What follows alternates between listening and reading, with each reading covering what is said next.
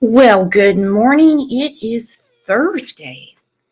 And oh my goodness, if you are anywhere around the Tulsa County area, I suggest you don't go anywhere. Just let the sun come out today, melt it down, and then try. Okay? Telling you right now, I tried. This case is absolutely insane. It's odd that like a year ago, we were talking about Murdaugh and how complex the case was. I came across this a few days ago and I'm like, what the hell? What is going on? And for the defense to use the defense just cause, and for the defendant to get held in contempt yesterday was wild. But first, let's tell everyone good morning. I agree with Rexy. If you watch the trial, you're going to be mind boggled. Let's tell everyone hello, and I'll just give a quick synopsis and we will get to this because it's berserko.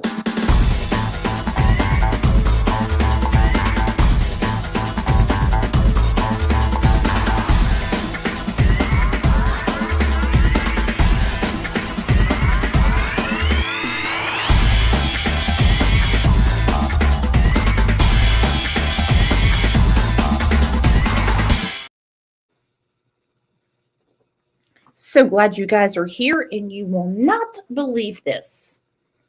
Like I said, I just happened to see it on YouTube the other day, and I'm like, hold on.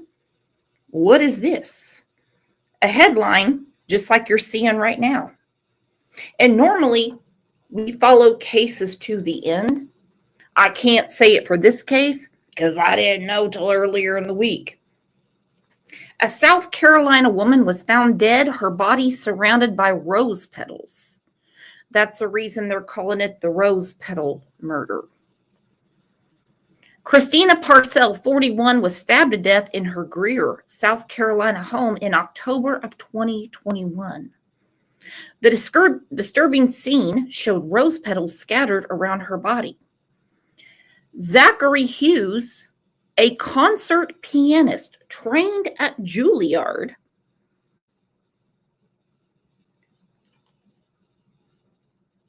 is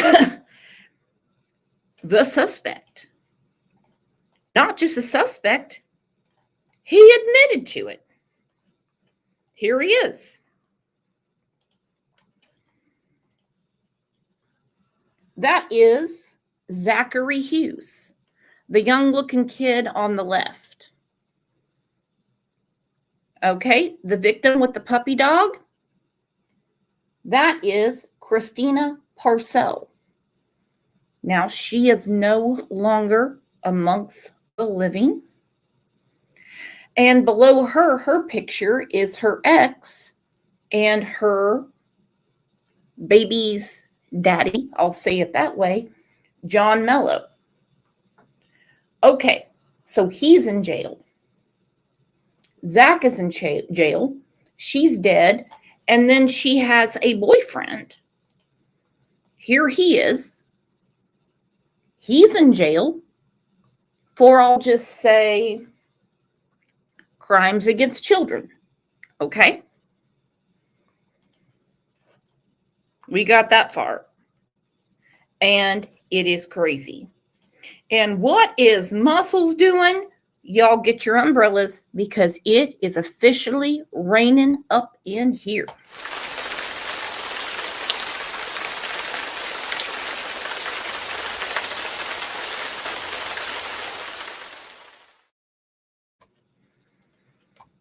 Thank you so much, Muscles. Me love you long time. Now, we're going to go through a lot of this because I just cannot believe this is going on. Hold on.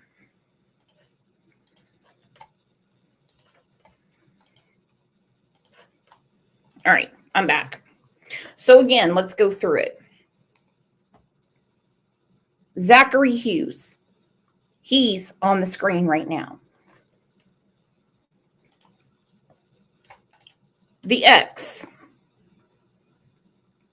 and their child's father. He's at the bottom right.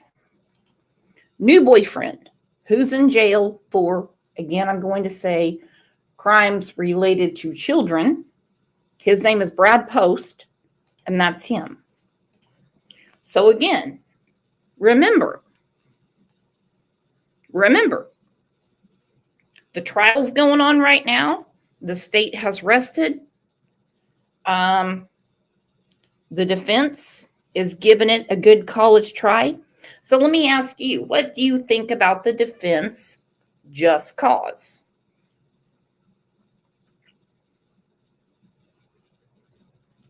It's a more common defense than you think. If you remember the man in Louisiana, that when the man got off the plane and he decided he didn't want to wait for a jury, he got off on the just cause defense. Protecting your home, protecting yourself, protecting your family. There you go. But now if you come outside and you see someone robbing your neighbor and they come to you and say, you better not say anything, will just cause work. Because Zach Hughes believes he had every right to pew Christina Parcell. Hughes is accused of killing a woman who was in a child custody battle with Hughes's friend. Christina Parcell was found with rose petals. Yeah, that's right, rose petals scattered all around her body. She'd been stabbed 31 times. But the mystery doesn't stop there. Court TV's Michael Ayala has more. That's Zachary Hughes of Greenville, South Carolina. The Juilliard-trained pianist regularly performed Beethoven sonatas and other... I stand corrected. When I say pew, I mean, it. Dunzo. Next planet. I'm not describing the weapon that was used. He actually stabbed her. Sophia said, 31 times is just cause. I'm not buying it. Something crossed that wiring. It was already in the hands of the police because they knew that John Mellon had taken the child to Italy. Zachary Hughes went out there to visit. And boyfriend that was heavily suspected is in jail for, I'll say again, crimes against children. So when is just cause the defense? Think about it. Their classical works around town.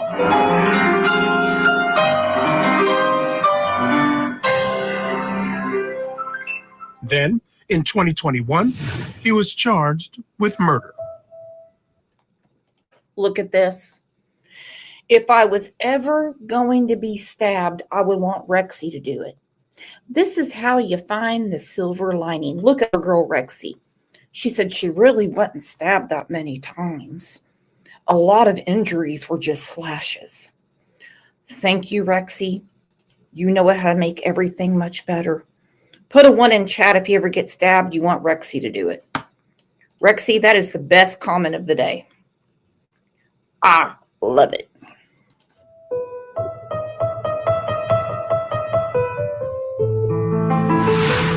Christina Parcell, 41, was found in her home on October 13th of 2021 with rose petals scattered around her.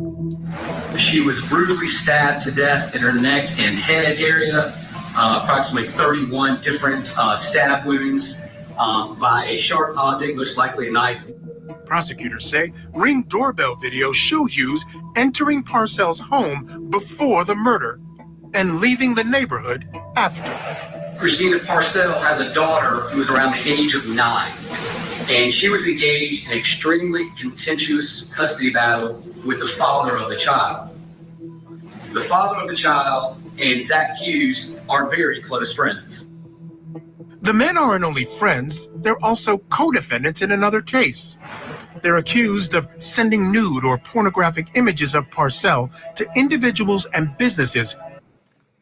Yep, this has been going on for several years. Where did Rexy go? I was just kidding, Rexy. I didn't mean to hurt your feelings. I'm sorry. I just liked how you phrased it. But this has been going on for years. 2021. Murder. Former partner of victim faces charges for sharing explicit images. What were they trying to do with that? I'm trying to look at both sides. Both sides. And then again, you also want to know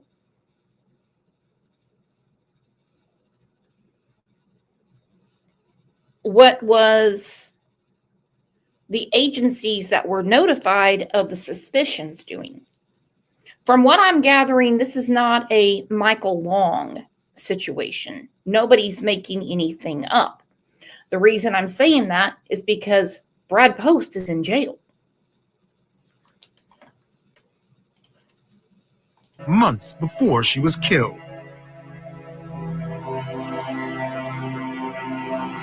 All right, that was Michael Ayala reporting there. So there's a lot to this case. Let's dig in together now. I'm going to welcome back in criminology expert, author, and professor at St. Thomas University, Dr. Debbie Goodman, and former SLED agent and solicitor, currently practicing in the private sector, and a state lawmaker as well, attorney Tommy Pope. Okay, you're going to recognize him if you've been around for a little bit. He was involved with the Susan Smith case. So, Dr. Debbie, let me go to you first, please, with whether there's any significance you may see with whomever did this murder, scattering rose petals around the victim's body. Absolutely, Julie. I think there's meaning and significance to everything a killer does. And looking at the rose petal and what potentially does it mean in this regard, we know that roses and flowers represent beauty, love, innocence, friendship, and the nature of this crime scene must. He admits to buying the roses. He admits to sprinkling them around Christina Parcell's body. He admits to all of this. But he also claims a defense called just cause. Not just because I'm going to go kill someone, but I have a cause. Police are not keeping this little girl away from Brad Post, is what Zachary Hughes had in his mind. Been so heinous and horrible with 31 stab wounds. So I think it's almost an intersection, Julie, of love and hate, that the killer absolutely hated this individual, Miss Parcell. And I think it may have potentially been driven by the daughter and her potential victimization and violation. And I think the rose petals actually represent the beauty, the innocence of the daughter amidst this horrific scene of this woman. Also, by the way, her body allegedly was posed and staged. And well, and the daughter, again, I do not know what the jury will say. I don't know everything that the DA has. I don't know what the jury will say. Because yesterday was very, very heated. Very heated. And when they got back from Italy, John Mellon and the daughter she was returned to him. We got a lot to think about on this one. For me as a criminologist, that also speaks to a heightened level post-mortem of manipulation, humiliation, and degradation. Wow, this is such great analysis, Dr. Debbie. Thank you for that. So there are some more players in all of this, if you will. So apparently we have, so the victim in this case, her boyfriend found her, right? So her boyfriend finds her dead. Now he's facing child pornography charges. So this boyfriend, his name is Bradley Post. He's charged with possession of child porn. And guess what? Police also say that this victim that she had. Okay, hang on. Rexy said, sorry, not posed or staged. Roses were a fake delivery to get into the house. I'll shut up now. This lady has no clue. I heard Zachary Hughes say that he had the roses. I didn't know it was staged. Okay. Then you have to ask yourself, what's a good way to take care of things? Because Brad Post is in jail. He's in jail. And I 100% believe this was premeditated. Because John and Zach were trying other avenues. The child porn as well. So they're saying that these pornographic materials linked Bradley Post with Christina Parcell. Okay, so he finds her dead and then picks up criminal charges. And then there's a little more here. So the daughter that this woman has, the child's father is a music producer, and apparently he has been linked to the defendant. And so they're both facing charges for disseminating nude photos of the homicide victim. So this is wow. We have so many defendants here. It's almost hard to keep track. So let's start with the child pornography. Should that have a place in this homicide trial? The victim said to have allegedly possessed it, her boyfriend as well. I have that question as well. And I watched Zachary Hughes' testimony, and I watched Brad Post. Again, I'm not saying that Zachary Hughes should have ever had a conversation with John Mello to discuss money to be a hitman, basically. And I'm not saying that he should have taken the law into his own hands. What I'm looking at is the defense they're using, and it is a law. The just cause defense. Are they going to be able to prove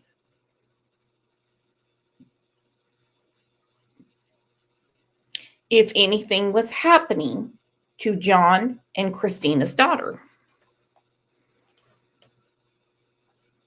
According to testimony, the daughter said the best thing that ever happened to her was moving to Italy.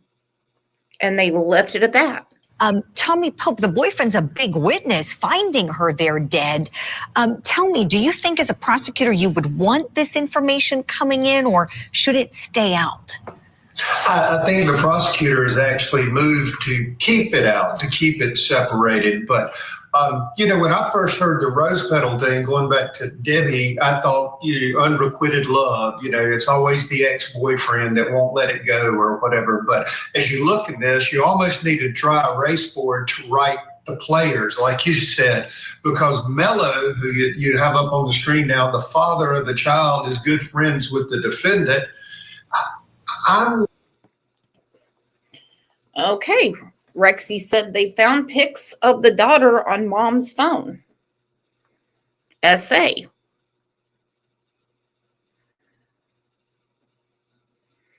This is almost as if Madeline Soto's father would say, look, I'm going to find someone to get Madeline away from her mother. Because we know that Stephen Stearns had horrible images on his phone.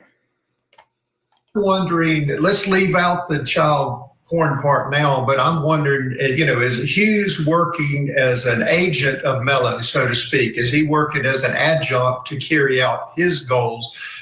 So maybe Hughes didn't have a direct emotional connection, but he's carrying it out for Mello, who does. We've heard that the divorce was contentious. Now, if you add sexual abuse, I know if I was going through a divorce and my daughter was being sexually abused, I don't want to say what I might do. And so it sounds like he might have done it at his behest, Julie. And so, again, there's layers. And I think the defense, this is when we need Kirk back in, I guess the defense is going to want this in if this shows some type of motive. I mean, it doesn't erase the murder, but it may mitigate it, and it may hang a jury if that's truly what was going on. Tommy, such sharp analysis. You hit the nail on the head many times there. Was Hughes an agent of Mello's, right? Because we understand that in addition to the homicide charge Hughes has, he also has charges for disseminating nude photos of Christina Parcell. And police say that it was Mello who gave Hughes her phone number, apparently said to harass her. And okay, what I want to talk about is why the judge said to Zachary Hughes yesterday, because I watched it a couple of times, he got contempt of court because he was saying things, like with the P word, pedo. He was saying, he was putting everything out there, and he got warned over and over. Why would the judge not want that in there? Because that's a huge part of the defense. And Zachary Hughes got 6 months. Now, don't get me wrong, he's already been in jail. But I don't know what this 6 months is going to be. Rexy, I dropped the link. Would love to talk to you about this. And so there's a link, according to investigators, as you said, Tommy, there's a link. So it's why did Hughes allegedly commit this homicide? If he did it, was it Mello who, as you said, asked him to? So that being said, and you were right also, Tommy, that prosecutors do want to keep out that child porn. So we'll see. Dr. Debbie, want to go back to you, please. When we think about something like this, with so many layers and so many players involved, as a criminologist, tell me what you're most going to be looking for and paying attention to as we're getting ready. They're picking the jury today, so as we get ready for this to open up, possibly tomorrow. By the way, we're way past that, okay? We're way past that. So they've already picked the jury. Now let's catch up. I just wanted everyone to understand the case as it is and everyone involved.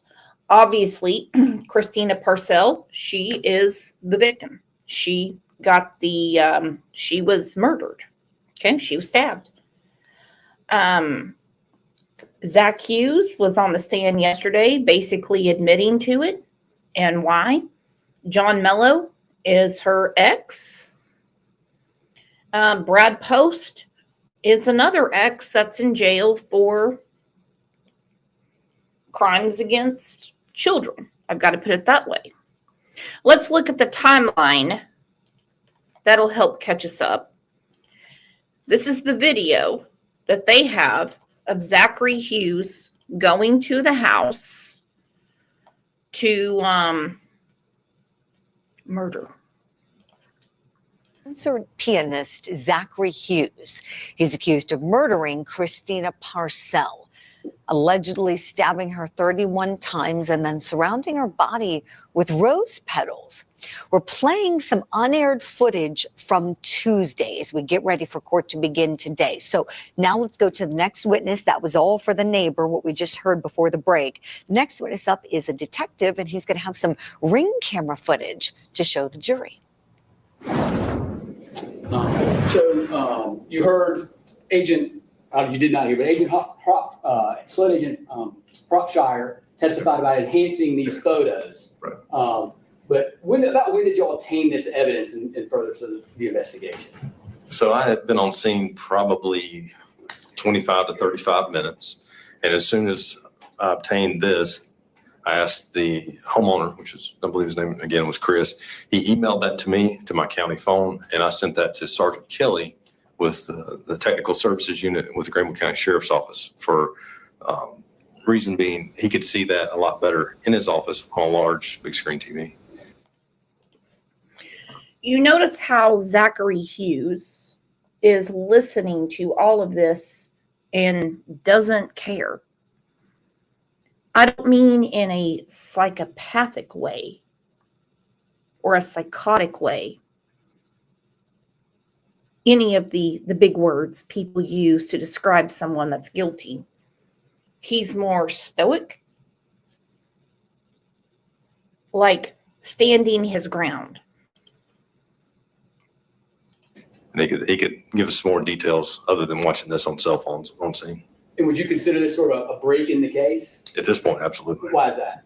Because other than this, we were unsure of any suspect. This is the first sign of anything that we had was right here at this point. So I'm going to show you State's Exhibit 16.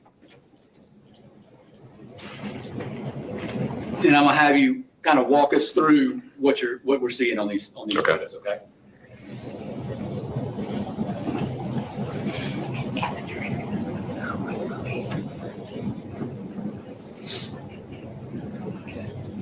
All right, so that is a still shot of 122 of the initial ring camera after the white vehicle had passed. That is the suspect standing on the front stoop, front porch, directly in front of the main entranceway of the home. All right. And Okay, please watch this because it puts everything together. We really didn't need it put together because Zachary Hughes has already admitted it. And his defense is the just cause defense. It was to save someone else who can't save them, to save someone else who can't save themselves. I don't know what's going to happen with this. is there a car to the right there? There is. Did you determine whose car that was? That was Miss Parcells. Yes. And that's 122 Cambridge. That's Miss Parcells' house. Yes.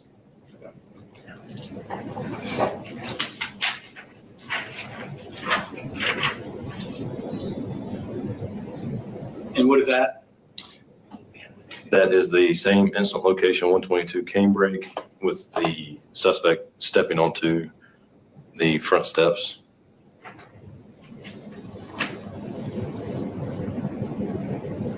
I believe that will be at the top of the steps onto the front porch, same instant location. Okay, for the ones of you that have been following this case, because like I said, it just came to me this week and my face is blowing off. Does the animal abuse change your mind about the just cause law? Because if animals are being abused and boyfriends in jail for crimes against children,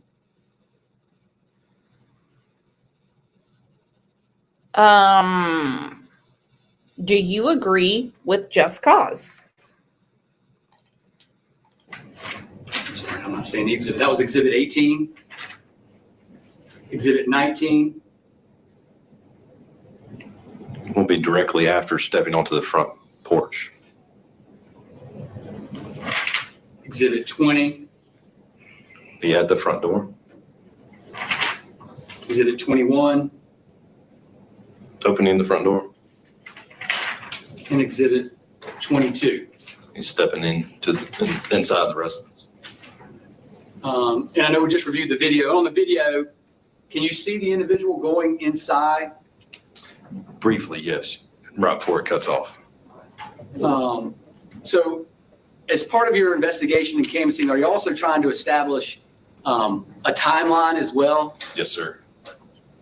And when reviewing the videos or the ring camera from across the street of Christina Parcells' house, did you discover any other times on there that were important to your investigation? Yes. At that time, that was 9:15 when he had stepped in. So backing up to a few other of the notifications that Mr. Chris had located, at 9:27, I'm misspeaking here, that 9:27 is for 133. We'll get to that in a minute.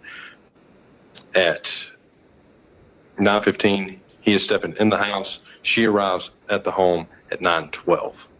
So just a few minutes prior, her vehicle is turning into the driveway. Would it surprise you if it was about 9:07? No, Let's look at the video. Okay. All right. And so, I may have my times off, but it's so, right there. In addition, Okay, so we know Zachary Hughes was the one, I'll say, around the flowers, the one with the sharp object. He's the one that put the flowers around her, but some people are saying maybe Brad Post did it. He's the one that found her. I get what they're saying. However, Zachary Hughes has admitted it and his story has been checked out. Back to the question. In a case like this, would you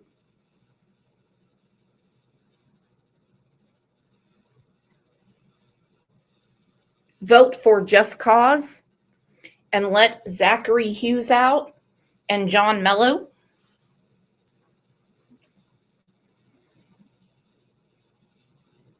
Or would you say throw the book at him? John Mello will be separate because he just got arrested yesterday. were you able to see the comings and goings of Christina Parcells' car? Yes. Her sister Tina Parcells' car? Yes. And of course, you can see the arrival of Brad Post's car. Yes, sir. On now as well. Okay, so let's take a look at those. So I'm showing you what State's Exhibit 14. And it's approximately 8:06. Yes, sir. Okay, so at 8:06, what kind of cars do you see at the Parcell home? So there is a Lexus SUV and there's a silver sedan, which is the sister's vehicle. Is that Tina Parcell? Yes, it is.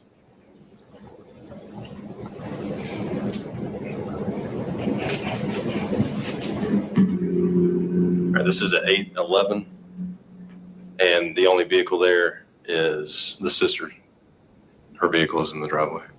So, what did your investigation conclude based on that video? Obviously, the victim in this case was no longer at her residence at that time. At 8:11? Yes.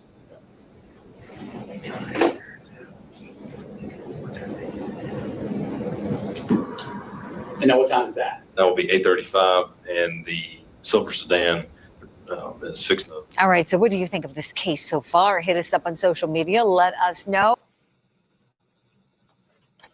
All right, let's get you back in a... Kelly said no, he is not judge, jury, or God.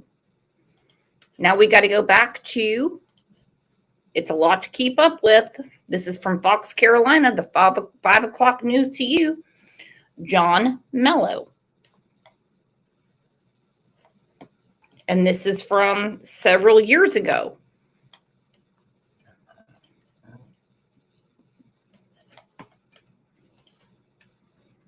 The 5 o'clock news. It's an interview you'll see only on Fox. It all comes as more information is now coming to light about the horrific murder of a woman in Greer. We are breaking down what you need to know. And it's another beautiful sunset across our area, but we're looking ahead to some rainy weather toward the end of the week. We'll track it all on Futurecast so you can plan ahead. Back to that interview you'll see only on Fox. We are talking to John Mello. He shares a child with a recent homicide victim, Christina Parcell. She was found brutally stabbed to death multiple times in her home in Greer back in October. Now, Amy Lou just came in. Amy Lou said, I'm lost a little bit. Who was hurting the daughter? The mother? It was suspected by John Mello and Zachary Hughes that the mother and her boyfriend were harming the daughter. Investigation open after Christina Parcell was murdered. They took Brad Post into custody, and he's still in jail for things you shouldn't do against children. So now we have John Mello, who offered money to Zachary Hughes to exterminate Christina. But the defense that's being used, if you all look, there's a poll up.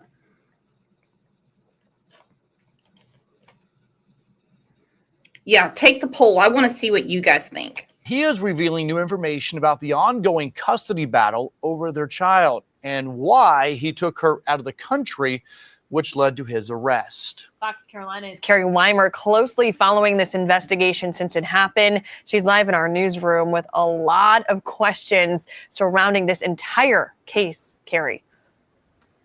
As the murder investigation continues, several other arrests with connections to the victim were made, but for other criminal charges, including child pornography. October 13th, I was in Italy. John Mello tells us where he was the day the mother of his... Okay, this is going to be a thing because John was in Italy, October of 2021. Now, we heard Zachary Hughes yesterday. If you didn't hear it, you're going to hear it in a second, when he said he was offered money by John Mellon.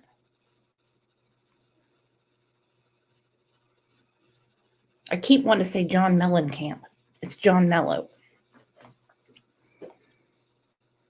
So, if Zachary Hughes took no money, is John Mello guilty?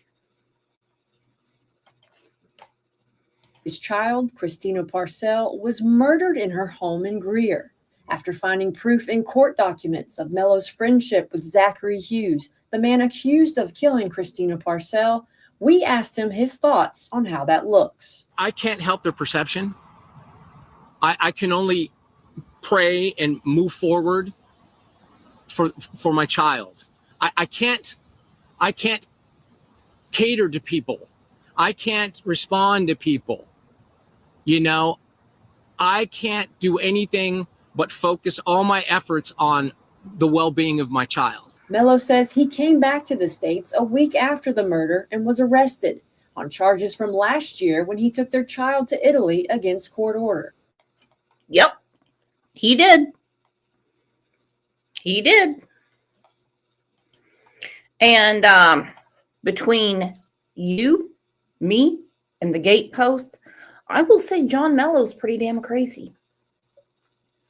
I even wondered if he didn't suggest all of these things to his daughter, kind of like Michael Long. But then here you go. Things are found on the computer from Brad Post, who's in jail. We went there to finalize our citizenship, and I wanted her to be away from these people, and I wanted her to have a better life and free education, free university anywhere in Europe, you know, healthcare for me and everything. And that was my retirement plan. He says he wanted their daughter away from Christina's fiance, Bradley Post, who investigators charged with having child pornography. Post remains in jail with his case turned over to the Attorney General's office. I want to see justice for his victims. I want sunlight shining on every player in this that did these children wrong. After 2 custody battles and more on the horizon. Okay, these children wrong. Now, again, I'm asking you, because he offered money to Zachary Hughes, is he guilty? I don't know. It seems to me from Zachary Hughes' testimony, he did this on his own. And it seems like it could be the suggestions of John Mello. And what they said seemed to be true, because after Christina Parcell was M'd, Brad Post went to jail. Mello says he has one priority. Until I'm in the ground or my daughter's old enough to make her own decision, I will fight for her. It's just that simple. There's no alternative. Now, Mello tells us there will be another hearing in December about custody. Again, this is years ago. They've been going through this for a long time. Now let's get back to Zachary. Because he said that he felt a sense of responsibility in the custody case. And he said a whole lot more. I was still performing on the streets of Greenville, and I was also talking with someone who curated a museum of historic instruments downtown, the Sickle Music Museum. This man was Tom Strange, and we were discussing the possibility of revamping the Beethoven project I had been planning to do that got cut short by COVID, by essentially doing the concert series again throughout 2021, but this time recording them so that we wouldn't have to deal with the issue of gatherings with COVID going on. And did you and Tom Strange solidify a plan for resurrecting the Beethoven project? Yes, we did. Just generally speaking, describe for the jury sort of the intensity of the schedule, the intensity of the lead up to that project. Yeah, so as a classical musician, at least, just because you've played a piece doesn't mean that like you know it forever and you're never going to forget it and it's never going to cost you any more work. It would be like you may have run a marathon once before in your life, but if you haven't trained for a year, it's not going to be easy for you if you go and try to do it again. So I was going to have to relearn all of this repertoire because I had only been playing certain of the sonatas downtown. And with the recording schedule, I was going to be meeting with him. There was going to be other people and other equipment involved. So essentially I was. Anyone think that Zachary Hughes isn't all there? I've read the articles about the pictures. Animals, children. These are just local articles. He doesn't even have a bead of sweat on his forehead. So is he crazy? Or does he really have it in his mind he needed to protect the little girl? Rexy said, I think he's a child prodigy that is miswired. Okay. That's what I'm talking about. I mean, he studied at Juilliard. Talented from extremely young age. Was going to have to commit to a schedule where we'd meet more or less once a week to record one sonata a week throughout 2021 and stick to that schedule. So it was going to be strenuous and a lot of work, and I knew this going into it. And when was the first recording set to occur on the project with Tom Strange? I think around January 2021. And beginning in January, how many performances on the project? What was the time frame on the remaining performances on the project? Again, it was roughly one a week. These sonatas are not all the same length. Some are short as like 12 minutes. Others, one lasts about 45 minutes. So depending on the piece, we were allocating enough time for me to get ready. All right, so let's talk about from, again, October to April of 20.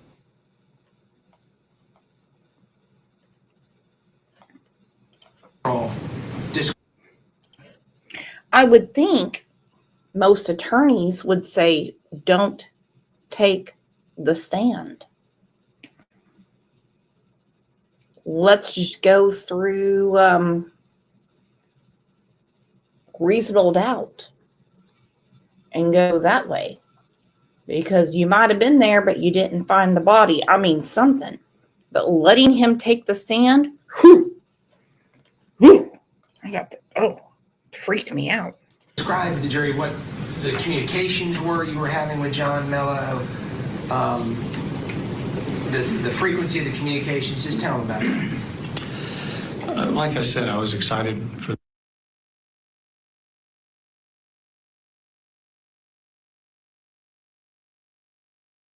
there was distance.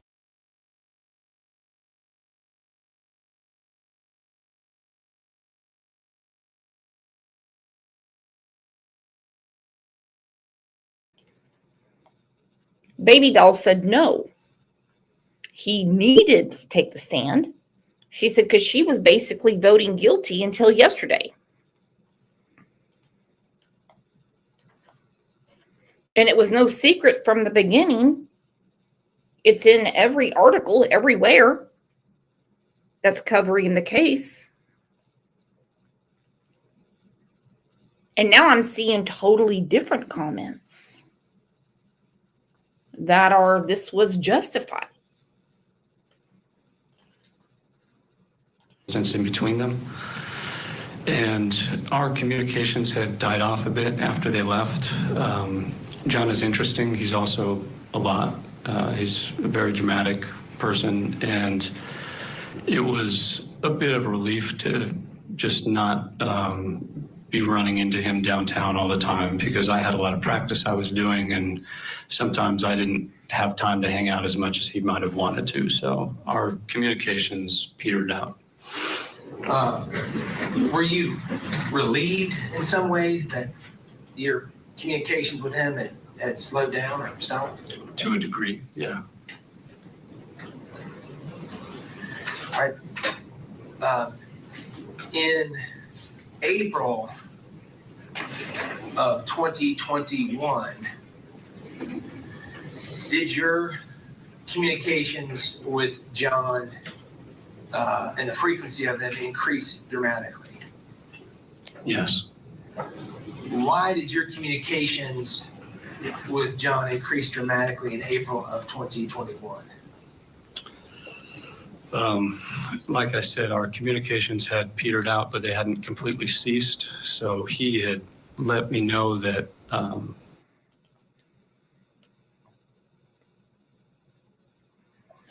some stuff with the family court in Greenville in order to try to get her daughter back.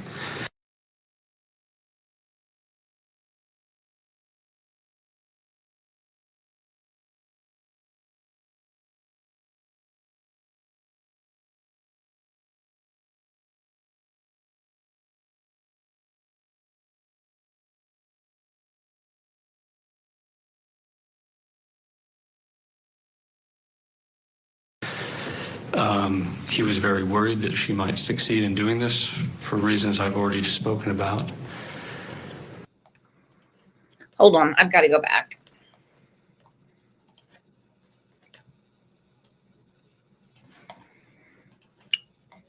And again, 61% say guilty, 26% say just cause, 4% say probation, 9% say other. You guys are awesome. Completely ceased. So he had let me know that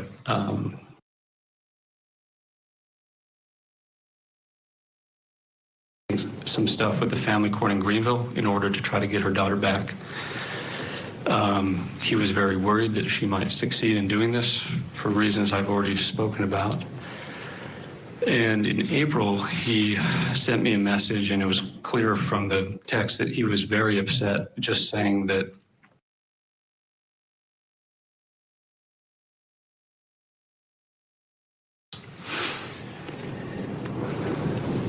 after he told you in April of 2020,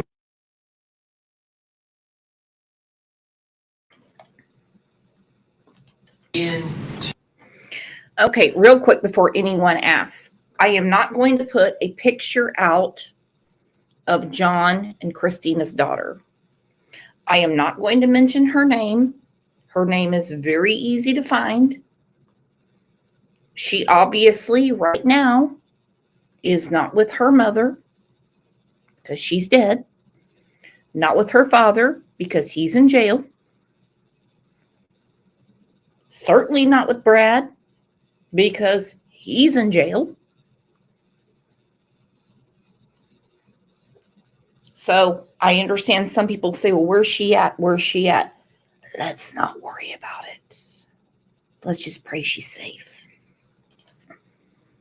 to tell you in greater detail what his concerns were and more information about his concerns. yes. What happened next? At this point, I found myself in kind of a conundrum because, like I said, I had appreciated having some distance from John. But by the same token, I was becoming increasingly more concerned. Have wanted to not continue communicating with John for the sake of his daughter. I felt that I had a certain sense of responsibility to help him. Okay, so again, they're muting out her name. And when he said, I felt a certain amount of responsibility to save her. Okay. With what he was dealing with this custody battle for his daughter's sake. We began communicating probably every day, at least by text, often by phone calls. I was giving a lot of time towards hearing what he had to say, towards trying to help him in any way I could. Some of the things I did to help him were, first, he needed counsel. He needed a lawyer in family court. So I was calling a bunch of lawyers in Greenville, trying to find someone who could help him. And by help,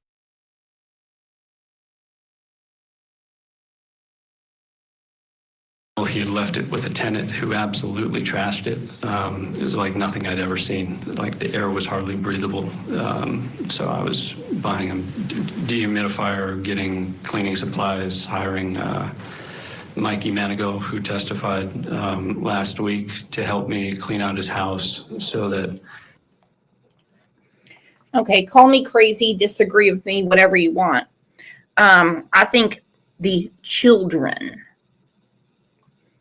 need to be away from this total circle. Because I saw a relative yesterday that was blowing her top. I think a neutral territory would work a lot better. He would have a place to show family court, and that he had a home that would be a safe place for a little girl and him to be living in. I told him when he came back, I'd pick him up from the airport. But notably, while we were having these conversations, he began to tell me in much more detail what his concerns were about Christina Parcell. And, well, in order for you to understand what my reaction was to what he was telling me, you need to know what my experience was with my oldest adopted sibling, Grace. So when we adopted these kids, we really didn't know much about them. Objection, Your Honor. May we approach? Sure.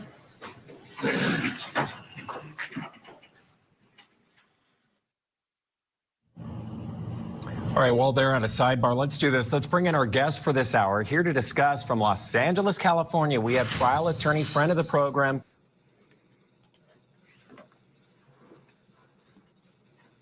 Wow. Wow. So he knows about foster parents. He knows about all kinds of things. And he seems to have some kind of mission. Crystal Ramey, nice to see you, my friend. All right, so the sidebar is because only so much can be brought in because the judge made it very clear that the defense cannot put on the defense strategy that they wanted in saying that the murder was committed or the killing was committed to save somebody else, save the child in this regard. The jury doesn't know the allegations, can't know the allegations of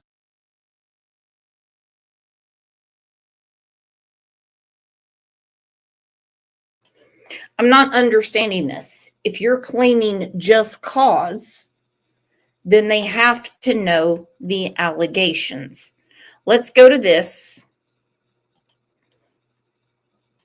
where the judge ordered Zachary to quit talking because he wanted to get it out there why he did what he did. And between Zach and John, Brad, not to speak ill of the dead, but Christina, we got some loco going on. Do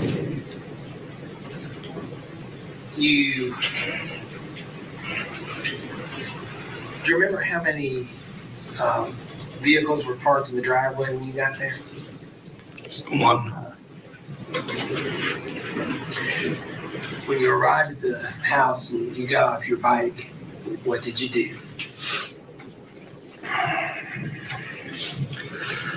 I laid my bike down in the driveway and I took my backpack off and I took out the box that had been gift wrapped that had an end open. And I put the .22 revolver in that box.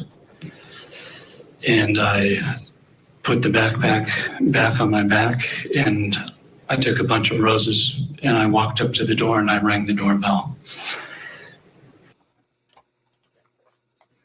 Okay, so some people say that the rose delivery was a plant. Well, obviously it was. He had no intention of taking Christina roses. Of course. And I was shaking and freaking out at this point because there was nowhere I wanted to be less than at that house on that morning. And when I rang the doorbell, the door opened and a woman came to the front. And I thought it was Christina Parcell, but I wanted to make sure. And I also wanted to make sure that no one else was home. So I told her that while I was holding the box and the roses, that I had a delivery for Lutina Parcell, her sister. And she told me that Lutina wasn't home. So at this point, I realized that Christina was at the house alone. And I handed her the roses. And I took the revolver out of the box and I pointed it at her. And I told her to be quiet and to go back into the house, which she did. And I followed her into the house and I shut the door. And I just want to say that everything he is saying has been verified. He is telling the truth, which makes everything terrifying. Whatever side you lean, it's terrifying. I I was experiencing such anxiety that my body wasn't really doing what I was telling it to do anymore. Like when I realized that I couldn't use the gun, which was unloaded at this point, my plan had been to try to knock her unconscious because I didn't want to cause her or anyone any pain. That wasn't my intention. I just wanted to save Aida and to make sure that no one else who was a bystander would be involved in this or could be endangered in any way. So I tried, while she was holding the roses, to strike her on the head and knock her unconscious. But my body... Okay, that's a lot to take in. Woo! That's a lot to take in. Linda Lou said, I wonder if Zachary will be allowed back on the stand after his big statement about the CA by her mom. I doubt it, because the judge found him in contempt because he kept saying things he wasn't supposed to say. So either this is a ruse by the defense saying, no, you can't unring a bell, even if the judge says disregard, disregard, disregard. They're going to figure it out.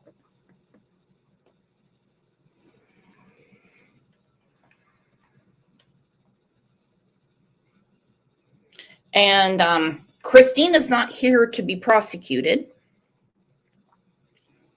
Brad is in jail. So at what point do you get to use something called just cause? Because it seems to me Zachary Hughes thought about this for a very long time. It was fighting me because even though I knew who she was and what she was doing and the danger that was putting Aida in, I was still looking at her and I was seeing a sympathetic figure. I was seeing a woman, and I had always been taught never to hurt a woman, to always protect women and children. So when I went to strike her with the gun, my hand didn't really do what I was trying to tell it to. I essentially pulled my strike. It felt like a time I had been cliff jumping with friends. I have a big fear of heights, and there was a 30-foot face that you could jump off and jump into a deep pool of water. And when I would run up to the edge, I would try to get a running start and jump off the edge, and I just couldn't. Now remember, he has said he will accept his sentence because in his mind, he feels that he saved this little girl from her mother and the boyfriend. He believes he has saved other children and animals. My body would stop me against my will. And I had to try to do this 10 or 15 or 20 times before I could actually get myself to go over the edge. So when I struck her on the head with the pistol, that's what happened. It didn't knock her unconscious, and I hardly struck her at all, to be honest. So I tried again, and the same thing happened. I just couldn't bring myself to strike her. And at this point, she realized that I was hesitating, and she began to try to move herself and to get away and to fight back. And during this period of time, the roses had dropped and the petals and stems had scattered. And as I was hesitating, I realized that this situation was quickly getting out of control. And if I didn't pull myself together and act soon, this was all going to... because what was happening to her would never be uncovered. Okay, right there is where he says it. If I don't finish this, then what has been happening to her will be uncovered. So what are you guys thinking? We know he's guilty because he admits killing Christina.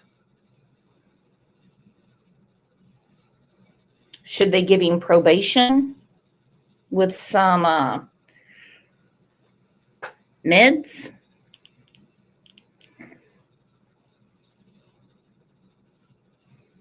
Should they go with the just cause defense and say, no, you did the right thing?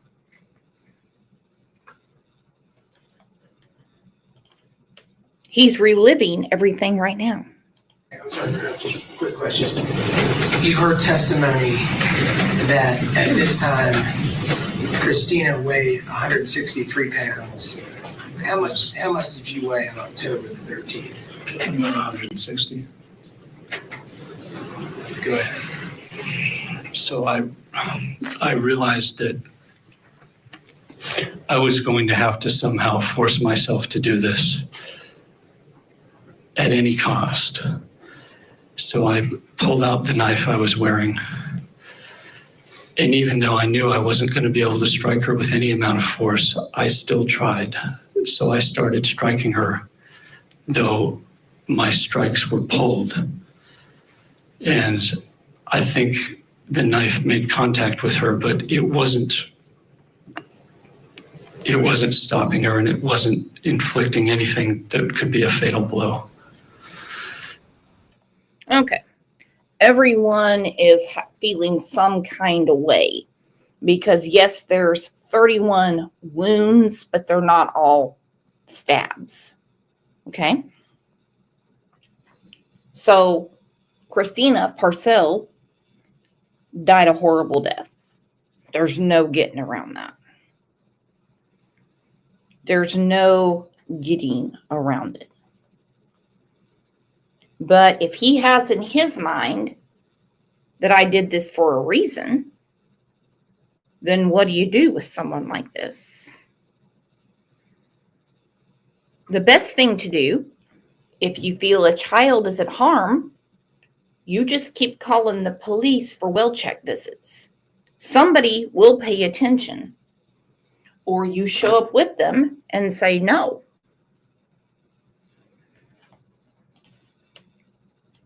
Okay, so that might explain the 31 stab wounds all around the head and neck. Still with us, criminal defense attorney Rose Petal and former deputy public defender Philip Dubé. Philip, I want to go back to this idea of imperfect self-defense. Okay, and then the question is, if you go to help a child and you're shut down by authorities, what do you do? I don't know. Thank goodness I've never been in that situation. Until finally we fell on the floor. And at this point, I had just tried to take my mind out of it and just try to get through this and finish it as quickly as possible, because I realized that it was only becoming prolonged, and I had to. So I don't remember how many times I struck her. I just remember that when it finished, we were on the ground, and I stopped striking her when she stopped struggling.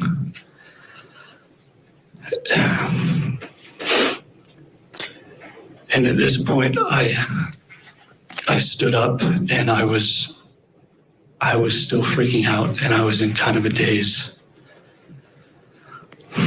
And I was just trying to pull myself together and figure out what I needed to do to leave the house.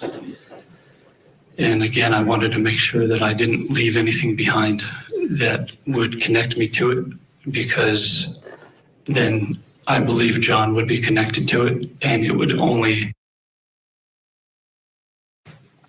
in danger, because I didn't know if Christina Parcell was the only person involved.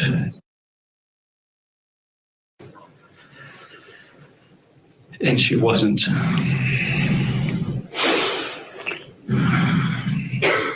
So I quickly looked around to make sure I hadn't left a mask or a glove, and I started to pick up the rose petals and realized that I just didn't have time to do that. Again, I was concerned that a neighbor might have heard the commotion and that a neighbor might come by to investigate, and I didn't want that. So I drew the blinds and I moved her body away from the door, which had windows, because I didn't want someone to come to the door and see her.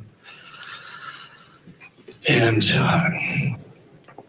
I put my things back in the backpack, and I looked in a mirror before I left to make sure everything was in order, and I saw that she had scratched my face in the struggle.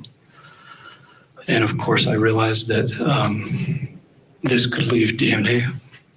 So I used the paint thinner to try to clean her hands. And then I changed my mask, and I took off my outer shirt because there was blood on it. And I put it in the backpack. And at this point, I was really worried that someone, that Lutina might come back to the house, or Brad Post might come to the house, or a neighbor might come over. So I was trying to leave the house as quickly as possible. Well, Brad Post did. He is the one that found Christina. And before I left, when I realized that I had probably left my DNA there, despite my effort not to, I prayed again and just said that I believe that what I've done is the right thing, and I believe that I did it for the right reason. But if it's your will that I be connected to this, then I will turn myself in, and I will own up to what I've done, and I'll take responsibility for it, because I believed that it was the right thing. And then I left. I exited out through the door, and I got back on my bike, and I pedaled my bike back to the truck, and I drove back to the mountain house. And Okay, this is where I have an issue. If someone wants to take the stand, sorry, I've been sneezing a lot, and say, I felt in my mind it was right. I felt it was God's will. All of those things. Then so be it. You know, if you're following the Bible, it says, thou shalt not kill.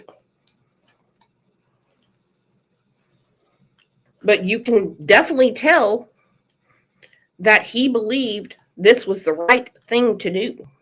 I was still completely freaking out, and it felt entirely surreal. But there's a big difference in how I felt, in that as soon as I left the house, I felt the most enormous wave of relief wash over me, because I knew from that moment on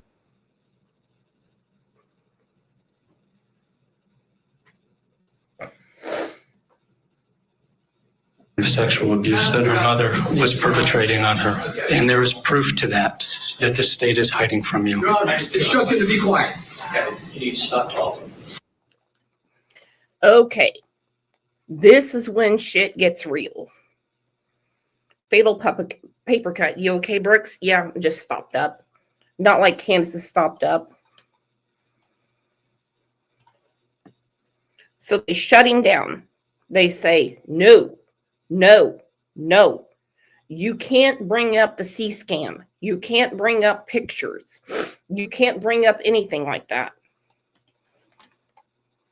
Sexual abuse that her mother was perpetrating on her. And there is proof to that the state is hiding from you. Your Honor, instructed to be quiet. Okay, you need to stop talking. The jury.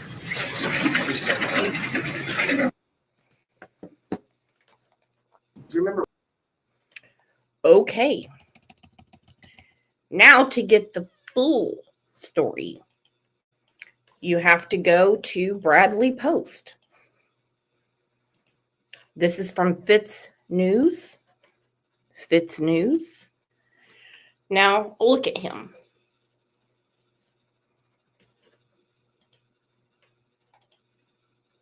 All right, so we see Zachary Hughes.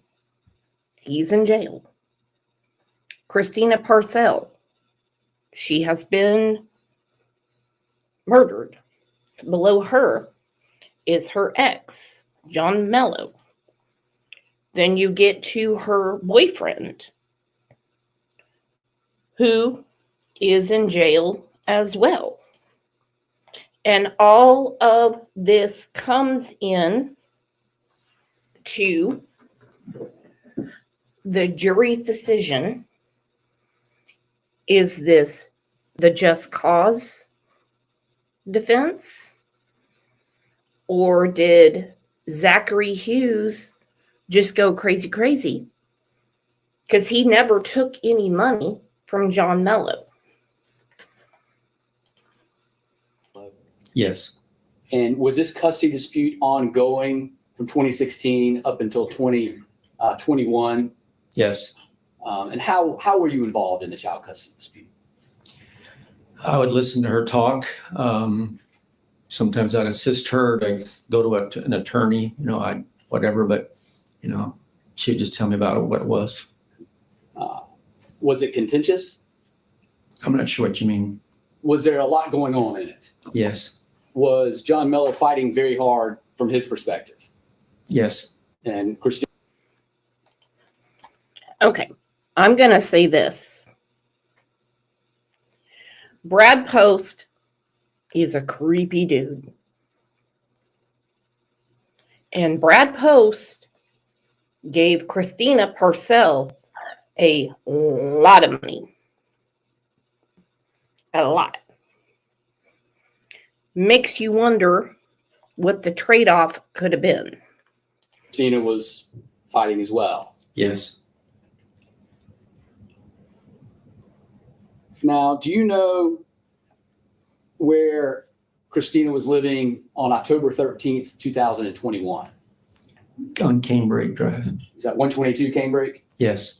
And do you know who was living at that house at that time? Yes. Who was living there? Her sister and her daughter and her. Okay, and what is her sister's name? Tina. Tina Parcell? Yes. And did you have the occasion to go to that house? Yes. And would Christina Parcell go to your house on Ravoy Lane? Yes, sometimes. And what kind of car was Christina driving at that time? Lexus. And who owned that car? It was mine. All right. Did you offer her to be able to drive that car? Yes. Okay. Why would Brad Post let a woman he barely knows drive his Lexus? I don't care if it's from 1997. Why do a favor like that? What's up? And did Christina Parcell have a cell phone? Yes. And did you assist her with the payments on that cell phone? She had actually two cell phones. She had her own sometimes and mine also. But yes. Did y'all communicate? Yes. Between those two phones? Do you know about when Christina moved to Canebrake? I would have to think about it. I'm thinking maybe April, May, somewhere in that time frame. And did you have the occasion, as part of the child custody dispute, did Christina Parcell have to go to Italy? Yes. And do you know the circumstances? Okay, before we get to this, Steph, did the bio dad get the child to counseling with his concerns to allow the child to tell a mandatory reporter? From what I have gathered, and I will probably have to look at it again, I know CPS was involved, but he took her out of the country for a reason. I don't really understand. surrounding why she would have to go to Italy to get her child? Can you tell the jury what your understanding of those circumstances were? Mr. Mello kidnapped the daughter and left the country. And do you know about when that was? Okay, he said he kidnapped the daughter and left the country.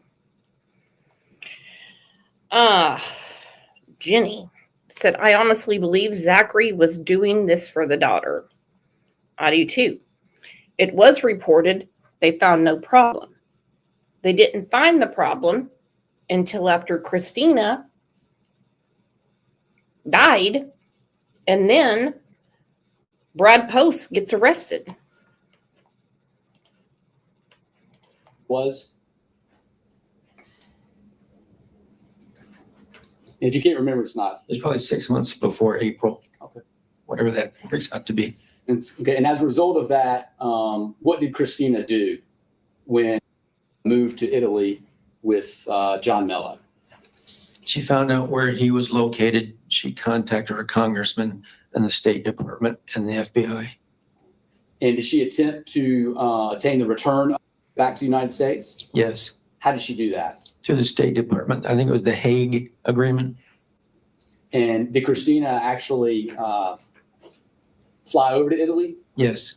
Do you know how many times? Twice. Okay, so she knew where her daughter was. Zachary Hughes, he flew over there on his own money before.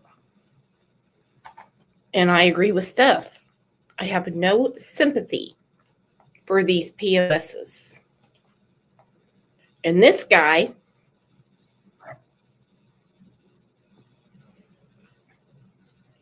that looks like some kind of effed up twin of Hannibal Lecter's, he's making my damn skin crawl. And were you assisting her and helping her throughout this process? What do you mean? Financially, were you helping her? Some, but she was receiving contributions and reimbursements from those organizations that help women like that. Women obtain the return of their children who've been taken abroad? Yes. And so did you emotionally support her? Are you involved? Did she tell you what's going on? Yes. And so do you remember did Christina ever get the return of her daughter? Yes. Do you remember when that was? April, May time frame of the year. Of 2021? Yes. I'm going to take you back to October 13th of 2021. Do you remember that day? I do. Can you tell us what you did that day starting in the morning? Well, she had a job interview and she is Christina Parcell? Yes, Christina Parcell had a job interview. Typically when she had something critical, I would call and try to make sure she was up. And she was. And then when she was driving to the interview, she called me and we talked for a while. And then she was a couple minutes from her interview, and so she hung up. Does anyone think, again, not victim shaming, does anyone think that Christina Parcell was really into Brad Post? Or was it his money?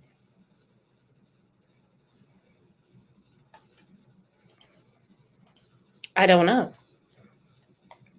Nothing we can do with Christina Parcell.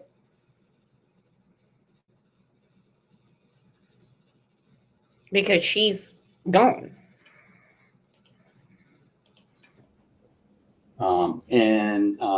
As far as you know, did she go to that interview? Yes. And then when she was at that interview, what did you do? Generic things, common things around the house. Had to clean up and do laundry and dishes and things like that. And then did you ever attempt to contact Christina? Yes. About when did you attempt to try and contact her? I think it's around 11 o'clock, plus or minus somewhere in there. And so how did you do that? By phone. And were you successful? No. So as a result of your unsuccessful attempt to contact her, what'd you do? I thought I should probably go over and see how she's doing. And did you do that? I did. How did you get there? I drove my car. What kind of car did you drive? Mercedes. Is it red? Yes. When you drove over there, where'd you park it? In their driveway. And when you arrived to 122 Canebrake, what did you do? Linda Lou, just to let you know, she's not a veterinarian. She worked at a veterinarian's clinic. Okay? So she was there to clean the cages, bring an animal, if she can, to the vet, those type of things. Clean the dog food bowls, that type of stuff.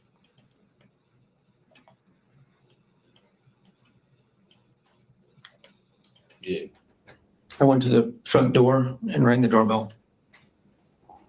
And were you able to enter? No, she didn't answer. So then what did you do? I walked around the back door because frequently they'd leave the back door unlocked. And I walked into the back door. This jury just saw the body camera of Chris Robinson. Did you see him go in the house? See who? Deputy Chris Robinson, the officer who you spoke to, the first person you spoke to on screen. I may have, but I don't recall who he was because there were several people. And the door that he used, was it the door that you used to enter? Do you know what door he used? I think they went to the front door.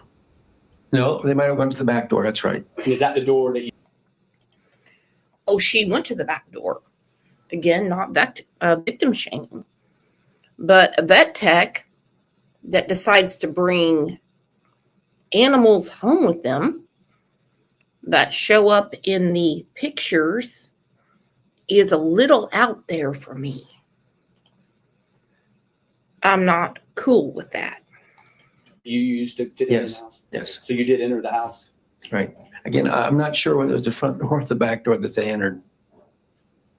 And so what did you do when you walked inside the house? It was dark, quiet, and so I walked back to, down the hallway to see if she was in the bathroom or the shower, and it was all dark. And I looked on the floor, and right at the entrance of the living room and off that hallway, there were petals from like a rose. And as I looked into the room, and I saw her on her back.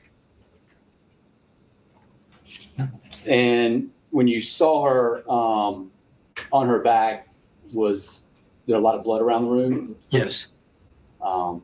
What did you do? I walked over and yelled at her and then called 911.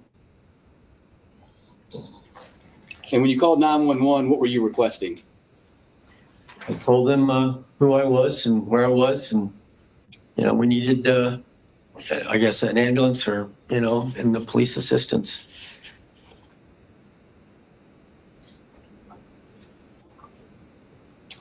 At this time, on October 13th, did you know where John Mello was located? I assumed he was in Italy.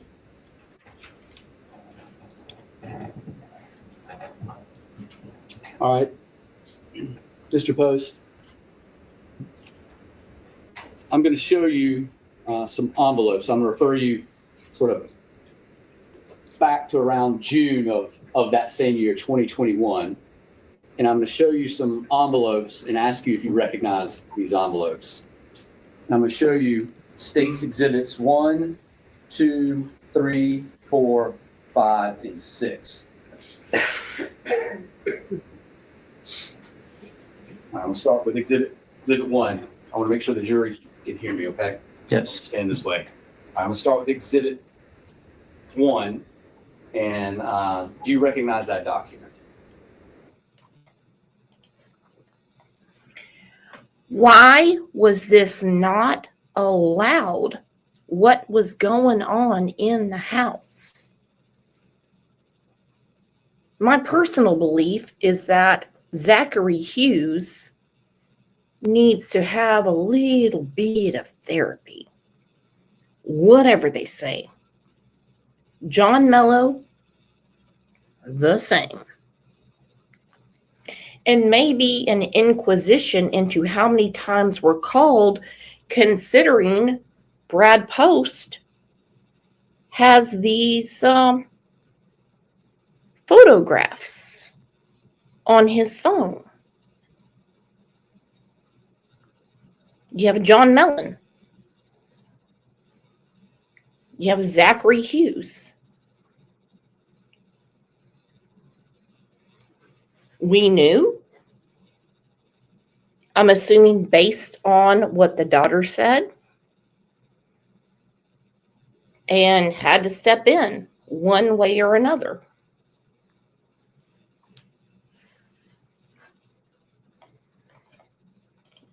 To save those going forward. Yes. Okay. Tell this jury about how you came in contact with this document. It was mailed to me.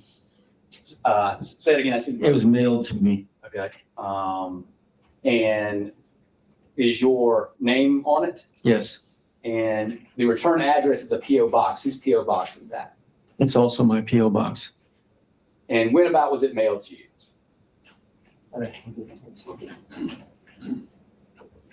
June 30th. June 30th. Did you receive other envelopes as well? Yes. Okay. Tell this jury about how that happened. Be a little more specific. So tell this jury you received an envelope. What did you do once you received it? And did you receive other envelopes? Question. I received the envelope. I opened it because it was very suspicious, with my return address. And I looked at it, and then I called my attorney. Okay, so if I'm following this correctly, it came to the home address, and the return address was the P.O. box. He said he called his attorney. The plot thickens. Why did you call your attorney? Because of the contents inside. Can you explain, can you describe the contents? Yes, there were naked pictures of Miss Parcell. And if I remember right, there was a mailing list of which would kind of indicate that they were going to be sent also to those locations. I'm going to show you State's Exhibit 2. Is that a similar envelope as well? Okay, so why is he hung up with the C scam? Again, the plot thickens. He's got an envelope with a physical address and a P.O. box. He calls an attorney, which makes no sense. He should have instantly called the police. Instantly. This was sent to me. Somebody purchased this because this is my address and that's my return address. So was he in on it? Or is he really just dumbfounded? Yes. And did you open all these envelopes? No, I did not. On State's Exhibit 2, what is the address that it was mailed to? It was mailed to me, but my name was misspelled. And then I'm going to show you State's Exhibit 3. Another envelope. Yes. And is it a similar envelope to the other ones that you received? Yes. And what is the address on that? I'm 24. It's 25. It was my neighbor's. So 25 is your neighbor's house. Yes. I'm going to show you State's Exhibit 4. Do you recognize that envelope? Yes. Where was that envelope? It was sent to an establishment that I spent a lot of time with. And what is the return address on there? It's mine. How did you obtain this one if it was sent to another establishment? I had known since the very first one that others may be sent to people. And so since I knew the owner very well, I told him that he may be receiving an envelope with those dimensions. And I said, if he does, I'd appreciate a call back. Oh, really? So instead of calling the police, you decide not to reproduce this and send it to people on the mail list. Listen again. Yes. And did you open all these envelopes? No, I did not. On State's Exhibit 2, what is the address that it was mailed to? It was mailed to me, but my name was misspelled. And then I'm going to show you State's Exhibit 3. Another envelope. Yes. And is it a similar envelope to the other ones that you received? Yes. And what is the address on that? I'm 24. It's 25. It was my neighbor's. So 25 is your neighbor's house. Yes. I'm going to show you State's Exhibit 4. Do you recognize that envelope? Yes. Where was that envelope? It was sent to an establishment that I spent a lot of time with. And what is the return address on there? It's mine. How did you obtain this one if it was sent to another establishment? I had known since the very first one that others may be sent to people. And so since I knew the owner very well, I told him that he may be receiving an envelope with those dimensions. And I said, if he does, I'd appreciate a call back. And State's Exhibit 5. Is that another envelope? Yes. And what is the address there? My address. And the return address is? My P.O. box. And State's Exhibit 6. Yes. What address is that? It's 22, which is another neighbor. So after you received and collected all of these envelopes, what did you do with them? I talked to my attorney and we set up a meeting. All right. And after you talked to your attorney and set up a meeting, what did he suggest y'all do? That we would meet with the county investigator, we did it with Mr. Bevel, and also to talk to the post office since they were sent through the mail. And did you in fact have that meeting with law enforcement? Yes. And what was the purpose of that meeting? It was to give them what we call evidence, or the things that we were sent, and ask them what we should do next. And were you in essence filing a complaint with law enforcement for a potential crime? I don't understand the question. Were you going to law enforcement in an effort to give them evidence of a potential crime? Yes. And when you're meeting with law enforcement, you say Detective Daniel Bevel and Mike Nicholson with the Postal Inspector's Office. Did you tell them how you obtained these items? Yes. And did you discuss who you thought might send them? Yes. And who did you tell law enforcement that might send these photos or had possession of these photos? Well, we thought we knew who, of course, was behind them, but we weren't sure who sent them because he was supposedly out of the country. So who did you tell the detectives had possession of those photos of Christina Parcell without any clothes on? Mr. Mello. That's John Mello? Yes. And that is who she was engaging in a child custody dispute with? Yes.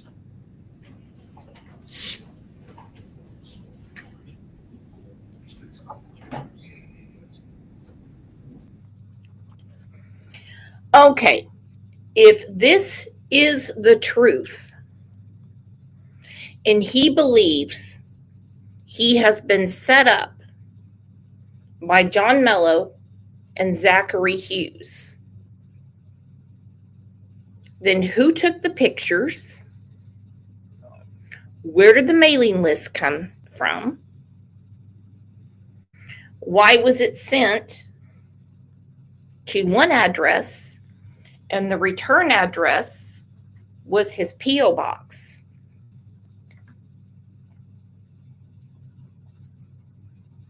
Christina, dogs, kids. Who got their hands on this?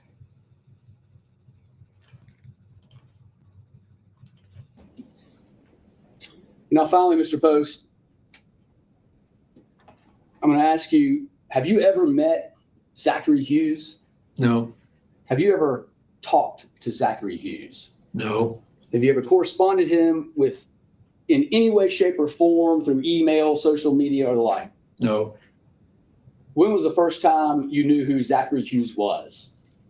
When my attorney said to me to come see me, and he showed me a picture and said this person was arrested for the murder.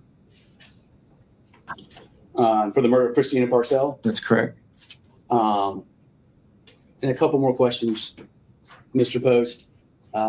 You and Christina Parcell were engaged. Yes, Did you give her a diamond ring? I did. Was she wearing it that day on October 13th, 2021? Yes.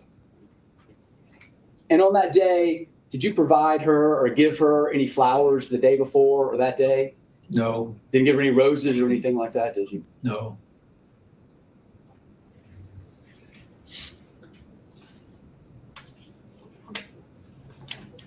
Mr. Post, did you just answer any questions that the defense counsel asked for you? It's cross-examination. Thank you, Honor.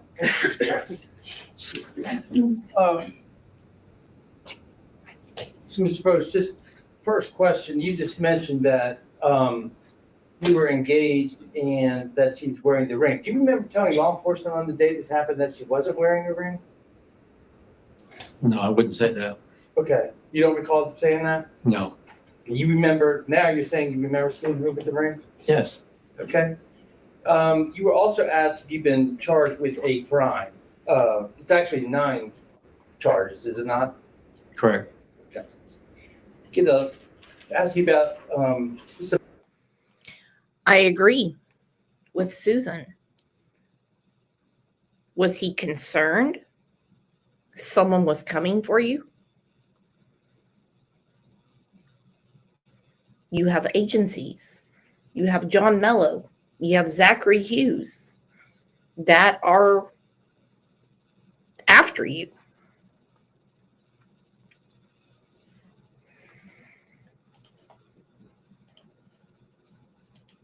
some background questions about yourself. So how old are you? 69, What is your date of birth? 12856, And where are you from? Ohio, When did you move to South Carolina? July of, I think, 89. What brought you to South Carolina? Employment. Are you married? Was I married at the Were time? you married? Yes, And how many times have you been married? twice. Do you have any children? No. How were you making a living in October of 2021? I was retired, so I was from my investments and interest. And also from selling a business? Yes. Okay. And did you make a lot of money from selling the business? I don't know what your definition of a lot of money is. What's your definition? Did you? You know, when people are on the stand and won't answer questions, he knows how much money he got from selling the business. He knows what he was doing for Christina Parcell. Jenny, she said, that is totally possible. John and Zach did it to expose him. We know Zach said he wouldn't take any money.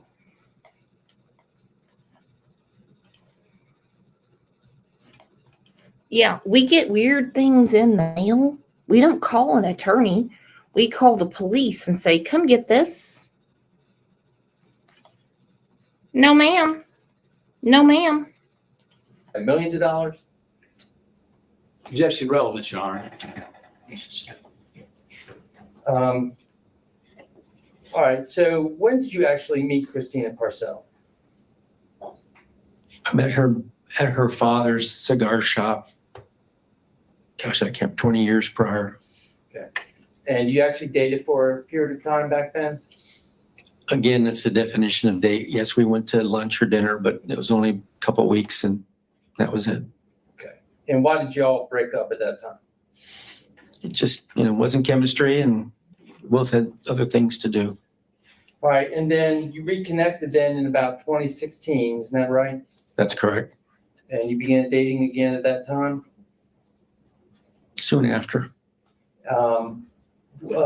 Had you seen her much in the years between? No. Had you seen her at all? Prior 10 years, no, I didn't even hear her name. And then you began dating at this time. Now, Miss Parcell had a daughter at that. And of course, they started dating again. No victim shaming, no victim blaming. Somebody needed money. You cannot tell me that Brad Post here is great at ping pong. You can't tell me he's fun to play golf with. You can't tell me he's just an interesting dude to hang out with. At that time, is that right? That's correct. You've already testified her name was. Is that right? That's correct. And how old was when they began dating? I don't know if I defined it when I dating, but when I saw her for the April, I don't know what you mean. I've been trained to call my attorney before law enforcement. I think that's more of a class issue of differences.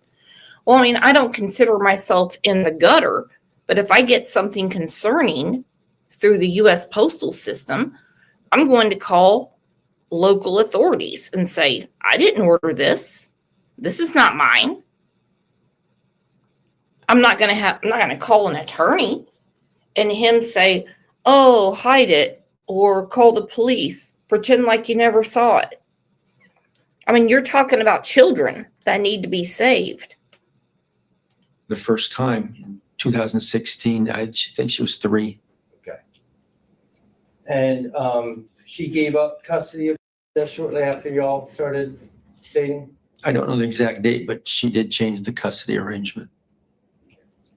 And you at this time did not know his father, John Mellon.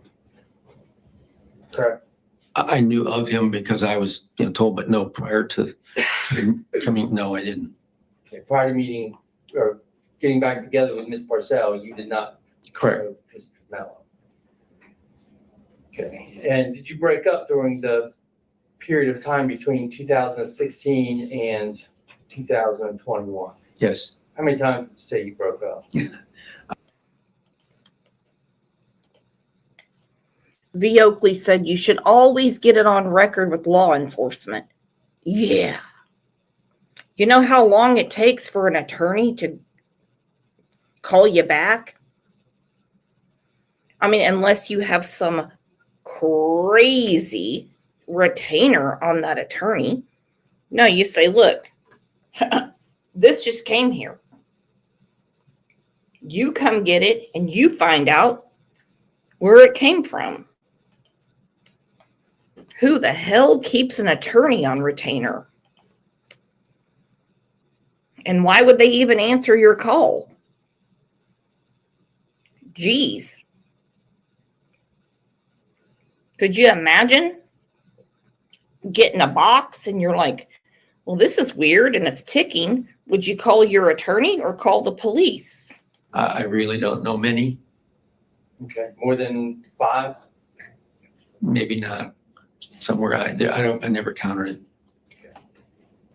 And that was at least in part because of the turbulence that was caused by the custody battle between Ms. Parcell and John Mellon? It was part of it because it was becoming front and center of her life. So it affected a lot. Okay, but you would continue to get back together. There's multiple times you broke up. Eventually, yes. Yep. And how long have you lived at 24 Rivoli Lane? 7, 8 years. Okay, April C. said he has investments. He should have a regular attorney. I would think with investments, you would have a CPA to help you with your money. But an attorney on retainer, that obviously ill-advised him, if what he's saying is true, tells me that his attorney is not worth a lick of salt. And you mentioned Ms. Parcell living with her sister, Tina, on Canebrake Drive. That's correct. Where did they live before that? There was an apartment off of Woodruff. Okay, and the 3 lived together there too?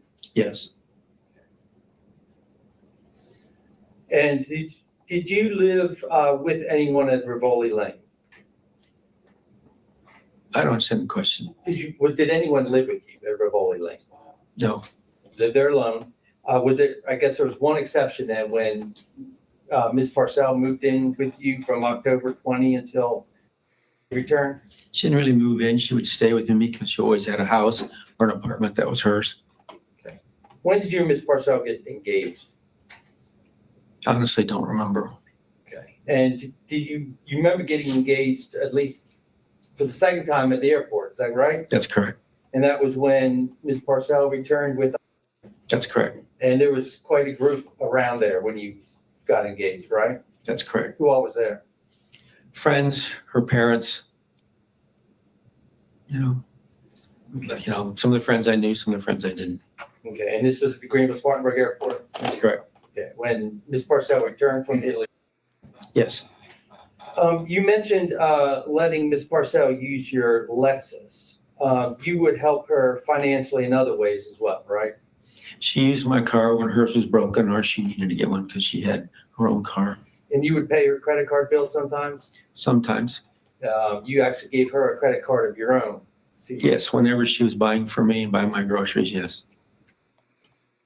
All right. So he said, I gave her a credit card of my own so she can buy my groceries. There's still something shady here. And it's already come out in the wash with Bradley Post.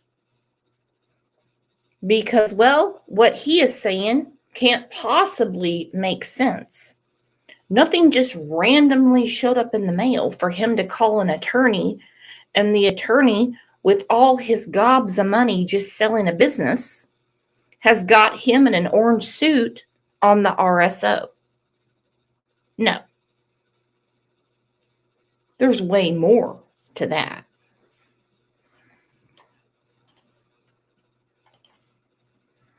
If it was that innocent, he wouldn't be in jail. You have the Postal Service. They can tell what was originally ordered from. You have all the addresses in there. I mean, well, shoot. Okay. Do you recall being able to have power of attorney over her bank account at the Bank of Travel Trust? I don't recall giving power of attorney. You don't recall having her power of attorney? I don't recall it.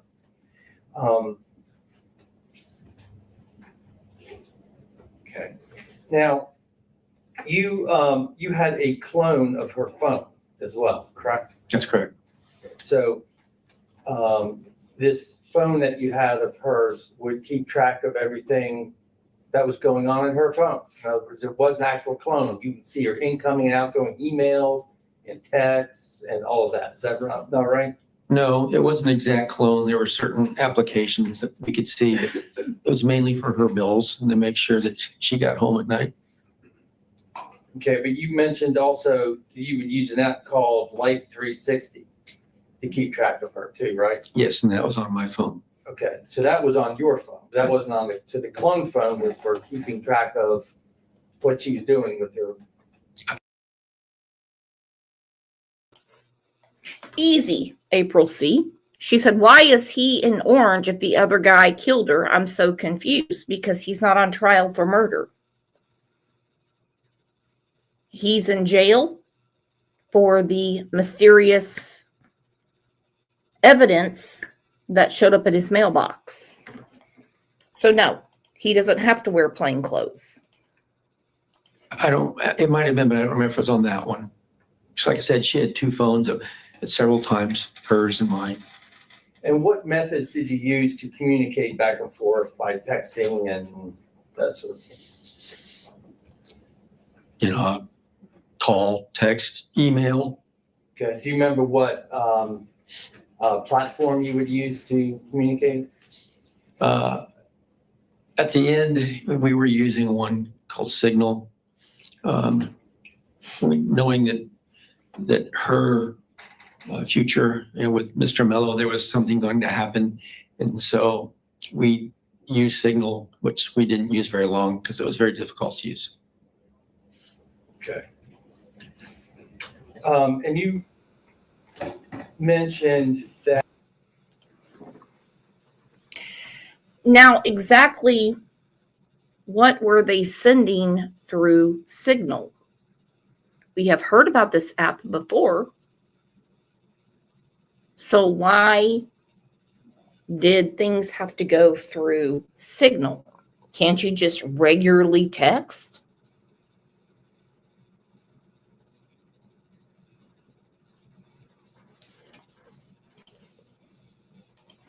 That Ms. Parcell gave up custody a few months after y'all started dating, Yes, and she gave up custody to John Mello. that's correct. And then at some point she changed her mind and decided she wanted custody, correct? Yes, And around how old was when she did that? when she turned over the custody, No, when she, I think you already told us that 3 or 4, I think 3 when she gave up custody. yes, How old was that when she tried to get custody back? I don't recall. Was it years, months? Baby Kisses said, I'm assuming you're talking about the app, no doubt trying to cover up crap. I got ya. Chris said, Nephilim, do you think it's an Aaron Brockovich situation? No, this has really nothing to do with an environmental situation. It's totally different. After she gave up custody? I don't recall the time. I just remember the instances that caused her to do it. Okay, and that was because of her contentious relationship with Mr. Mello. Yes,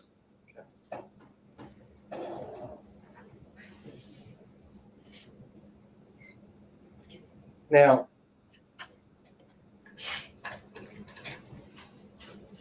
when John Mello took to Italy,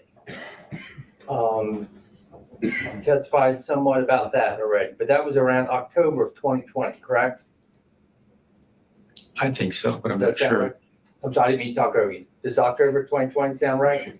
Yeah, I'd have to get a calendar and work backwards, but yeah.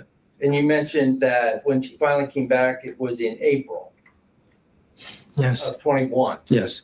And they were in the Canebrake house at that point? You know, I think they were in the apartment and then moved to the Canebrake house almost immediately. Okay. Now, you used the term kidnap. You are aware that John Mello was exonerated for that? Afterwards, Right.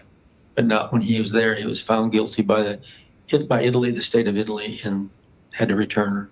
Okay. Well, Italy's not a state. Italy's a country.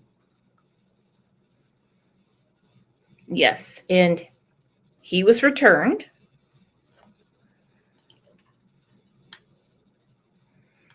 The question is, you see the guy in orange. Was he doing something to John and Christina's daughter? Why was he giving out so much money and proposing to Christina?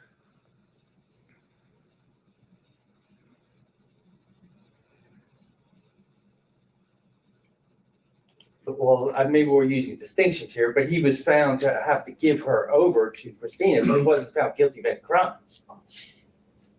That I don't know. He didn't go to jail. That I don't know. Okay. But when he came back here, you were aware that he was exonerated for taking Italy, right? After Miss Purcell was dead, yes. Okay, well, that has nothing to do with it. He was Has exonerated. everything to do with it. He was exonerated for having taken to.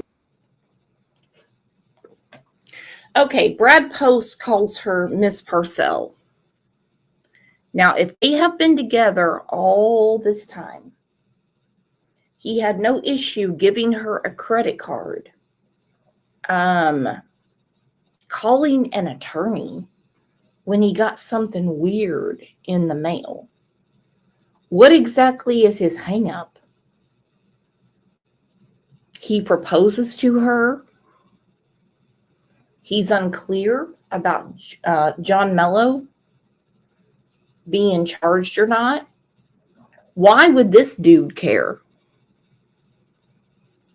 about John and Christina's daughter coming back from Italy? He doesn't even know when him and Christina got engaged.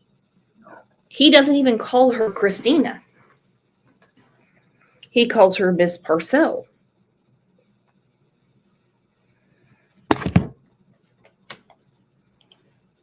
The math ain't mathin'. To Italy because he had custody. Is that true? Ask your question again. Your objection is outside the scope of his knowledge. This is what they were asking. So John Mello had custody. He took her to Italy. Yes. Okay. But that doesn't mean she could be taken out of the country without the mother knowing. Okay, well, you know, the court's exonerated. But you know that the Hague Agreement returned her. Well, I'm talking about in South Carolina. Mm-hmm. So for him taking to Italy, since he had custody, he was exonerated for having taken her to Italy. Eventually, yes. Okay. And when he took her to Italy. Okay, Brad Post is not married to Christina, who he calls Miss Parcell. He doesn't know Zach, doesn't know John. Again, engaged, not married. They don't live together. None of that is going on.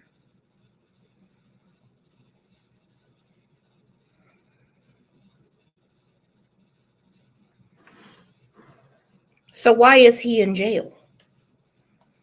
I'd be like, look, I barely know the girl. This is all I know. Her husband took off to Italy, and he gets defensive and says, well, you just can't take a child to another country without the mother knowing. Then why are you in jail for a parcel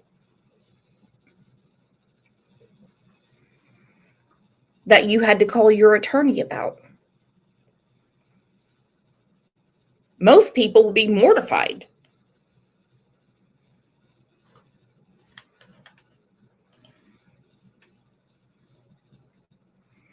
And he says the credit card is for her to pick up groceries for him. Awesome. Well, what else was it used for? You and Miss Parcell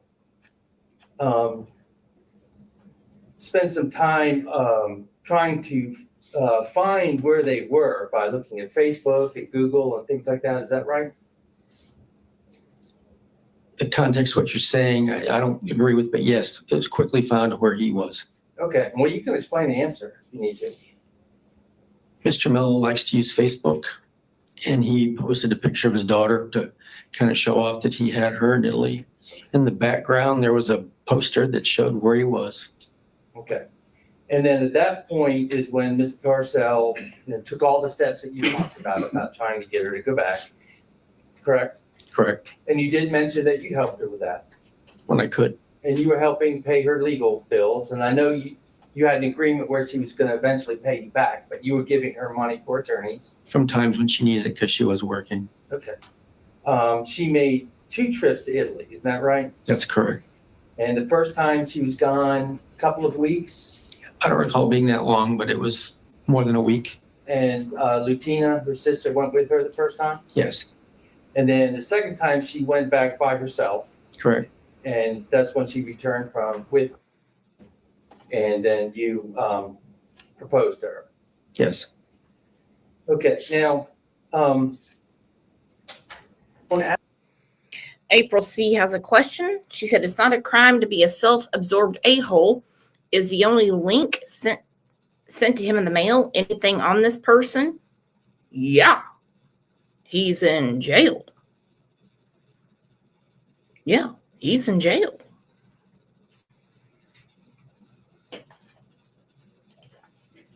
There's a lot on him. Ask you a little bit about the packages They're not evidence. Just so, State's Exhibit number 1 is the one that's dated the 30th of June of 2021. And that's the first one that you received, is that right? I think so. I just have to look at the dates, but yes, the earliest. Okay. This was mailed to your house. And there also were some that were mailed to other locations, but intended for you. Is that right? I don't think it was immediately, no. That was sent like a warning. Okay. Well, that was sent first. But where was the other one sent that was intended for you? To my neighbors and to a place that I frequented. Okay. And that was a cigar bar called Outlands? Yes. Okay.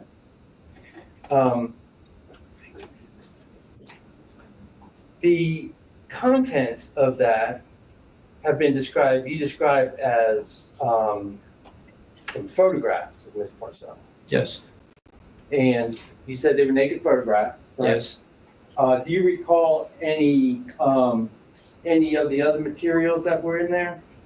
I think there was a potential mailing list of where else it was being sent, like a threat. And do you recall one of the pieces of paper that was sent to you being a website purportedly from her? I don't recall it was there, but I was shown that it was. Okay. And it's a website labeled Escort Advertising and Discussion? I don't know. Did you not look at it at that time? I don't recall, no. Okay.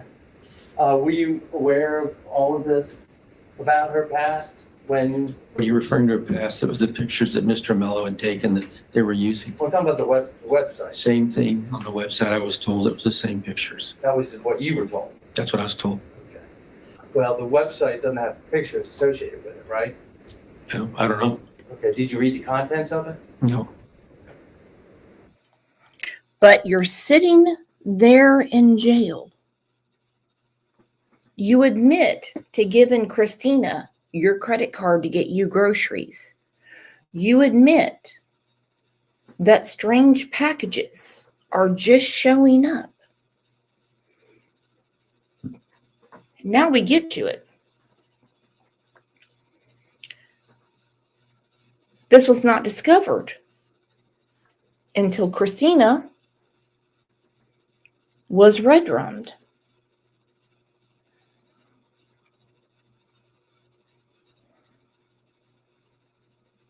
He's not in jail for nothing. No, not at all. We go back to the original question. Is just cause a defense? Should it be legal or not?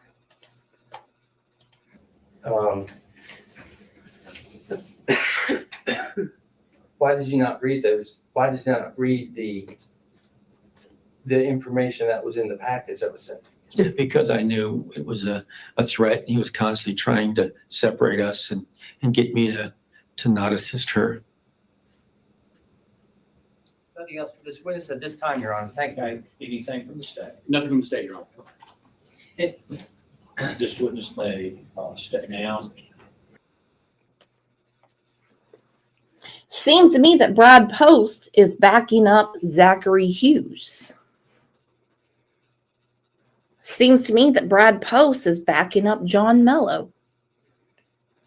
I will never, ever, ever around here suggest anyone take the law in their own hands. But this is Zachary Hughes' defense. So if you're watching on the replay, let me know what you think. I see a lot of nastiness is what I see. Well, thank you for being here for us today. I understand this is an extremely disturbing case to hear. And I just want to say thank you so much to the Mod Squad, new members. Muscles and Mascara for gifting members, Sophia Kimberly Mann. It's her birthday every day. Baby Kisses said, I say he's guilty. So y'all stick around because we're live every day at 9 a.m. And I think we're going to discuss this again tomorrow because it was beyond an interesting conversation. Because you guys are the absolute best. See you tomorrow.